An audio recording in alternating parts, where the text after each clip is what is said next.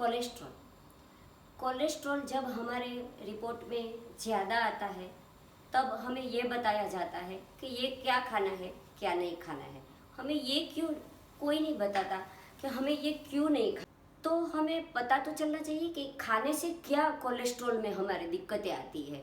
देखते हैं, cholesterol 2 types के होते हैं।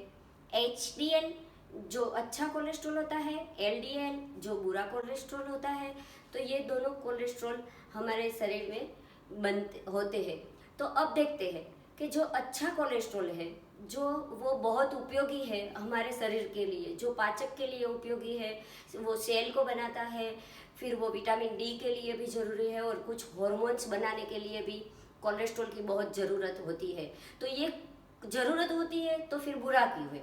तो इसलिए कि जो HDL कोलेस्ट्रॉल होता है वो हमारे लीवर खुद ही बना लेता है जितना हमें ज़रूरी होता है। फिर तो कोलेस्ट्रॉल ज़्यादा क्यों आता है? तो वो LDL कोलेस्ट्रॉल की वजह से ज़्यादा आता है कि कोलेस्ट्रॉल है, हम जब खाने में ध्यान नहीं रखते, जंक फूड, डेयरी प्रोडक्ट, फिर मिठाइयाँ, रिफाइंड ऑयल, ज़्यादा तला हुआ, एक्सरसाइज का अभाव, ये सारी चीज़ें हैं। और फिर हमारी आराम प्रिय ज़िंदगी, ये सारी चीज़ों से हमारा LDL यानी कि बैड कोलेस्ट्रॉल बढ़ता है।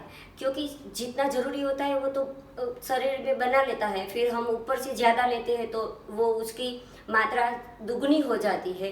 अब क्या होता है, ये जो ज़्यादा कोलेस्ट्रॉल बनता है वो लीवर के लिपोप्रोटीन के साथ ये जो LDL कोलेस्ट्रॉल बैड कोलेस्ट्रॉल होता है वो उसके साथ कंबाइन में होके वो आर्टरीज में पहुंचता है। वहाँ जाके वो दीवार जैसा बनाता है जिससे हार्ट को पूरी मात्रा में खून नहीं मिल पाता, ब्लड नहीं मिल पाता है और वहाँ पे ब्लड क्लॉट्स होते हैं। ये ब्लड क्लॉट्स हार्ट में चला जाता है तो हार्ट अटैक आ सकता है और ब्रेन में चला जाता है तो स्ट्रोक आ सकता है। अब इससे बचना क्या? हमारा ये दवा तैयार हो गई है, हम पहले इसे निकाल लेते हैं, फिर बाद में आगे कंटिन्यू करते हैं। हमें ये देखना है कि बिल्कुल आधी क्वांटिटी हो गई है। हमने जब उबालने के लिए रखा था इसे तब ये पूरा भरा हुआ था, अब आधा हो गया है। अभी ये देख लेते हैं पहले, फिर बाद में देख। ये दूध हमें सुबह में कुछ खाए पिए बिना 15 दिन तक लगातार लेना है। इसके बाद हम फिर से आप रिपोर्ट करवा लो तो रिपोर्ट में कोलेस्ट्रॉल कम आएगा। तो अब हम आते हैं हमारी बात पे कि हमने देखा कि कोलेस्ट्रॉल से हार्ट अटैक भी आ सकता है।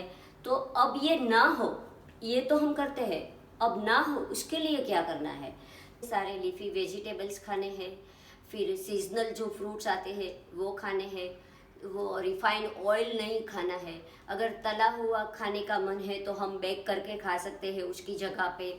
फिर हम ऑलिव ऑयल का यूज़ कर सकते हैं और सनफ्लावर सीड से वो कोलेस्ट्रॉल घटाने में उसका बड़ा इम्पोर्टेंट रोल है, तो उसका भी हम रेगुलर तौर पे उसका उपयोग कर सकते हैं।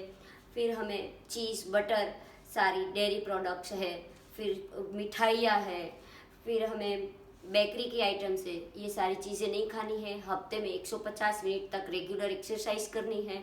ये सारी चीज़ें हमें कर। गार्लिक में विटामिन C और B6 प्रचुर मात्रा में होता है।